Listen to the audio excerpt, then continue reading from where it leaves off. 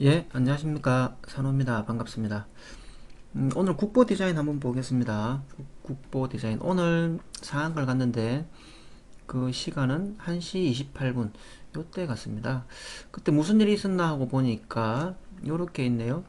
국보 디자인 테슬라 시총 1조 돌파, 지분가치 부각해가지고, 테슬라 지분을 가지고 있는 것이, 국보 디자인의 시가총액까지, 이렇게 보유를 했다. 그러니까 현재 시총을 넘는 수준인 것으로 파악됐다. 그러니까 투자를 잘 하신 거죠. 그 호재 때문에 주가는 상승을 했고 그 뉴스가 나오자마자 이렇게 그냥 상한가로 바로 들어가 가지고 마감해 버렸습니다. 그러니까 호재가 있었는데 호재에 그렇게 많이 팔지 않았다. 시간상으로 많이 팔지 않았다. 이런 얘기겠죠.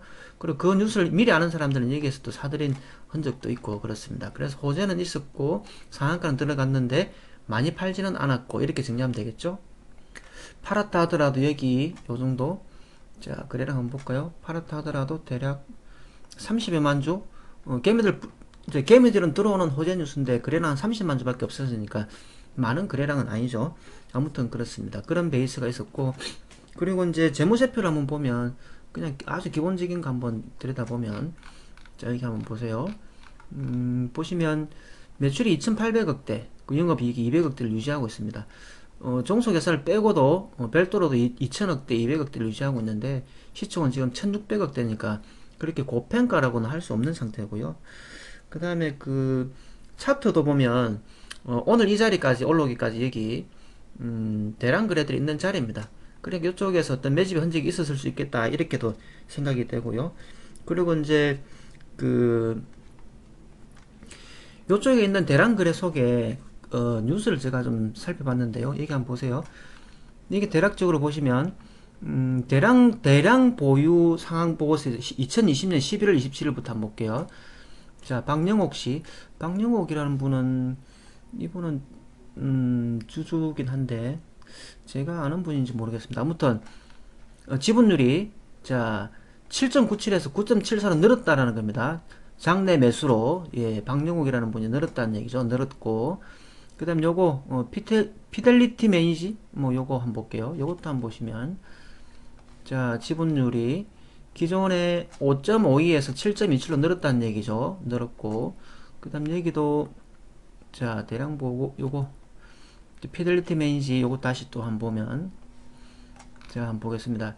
7.27에서 8.33으로 늘었다는 얘기죠. 예, 늘었다는 얘기고 요것도 늘었다는 얘기입니다. 자, 계속 늘었다는 얘기인데요. 그러면 대주주가 계속 사들였다는 얘기죠. 8.33에서 9.86으로 늘었다는 얘기죠. 그럼 그 시간들 한번 보면 제가 날짜를 한번 볼게요.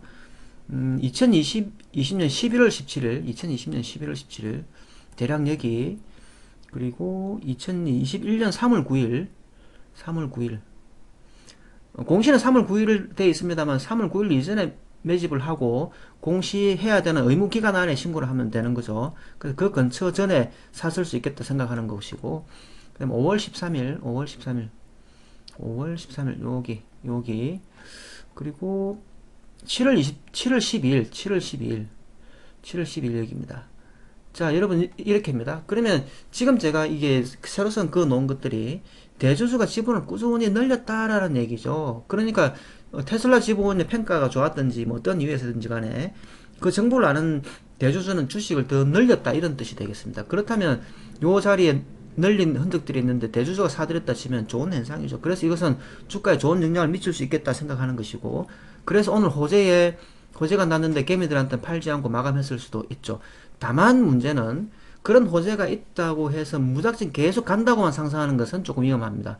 주가는 어느 쪽이든 양방향으로 움직일 수 있기 때문인데, 자, 한번 보세요. 대주주가 사들였다고 해서 주가가 무작정 오르는 것만 아니거든요. 내리는 경우도 있단 말입니다. 그래서 제일 문제, 현재 차트 기술적인 분석의 제일 문제는 오늘 상한가 간 것까지는 좋았는데 그렇다면 좀 더 여기에서 적극적으로 매집을 하지 왜 안 했냐라는 그런 부분이 있을 수 있겠죠. 그래서 혹시나 내일 요렇게 아닌 것처럼 하고 눌러줄 수는 있는데 이런 경우가 나온다 하더라도 차트 자체가 그렇게 나쁜 것은 아니다 이렇게는 이해를 할 수 있겠고 또 연속적으로 상승해버려도 뭐 상관없는 베이스다 이렇게 생각합니다. 그래서 국보 디자인은 지분율을 보더라도 아주 뭐 건강합니다. 왜 건강하냐? 건강하다는 것은 무엇이냐? 자, 대주주가 50%를 이미 넘겨놨어요. 그러니까 남한테 절대 회사를 뺏기지 않겠다라는 얘기를 하고 있는 것이고, 그다음에 피델리티 매니지먼트 요거는 아까 보시다시피 지분을 계속 늘렸죠. 박영옥 씨도 이분도 지분을 계속 늘렸고요. 그리고 또 회사에서 돈이 남아 도니까 뭐였습니까? 회사 돈으로 자사주도 이만큼을 가지고 있으니까 보세요.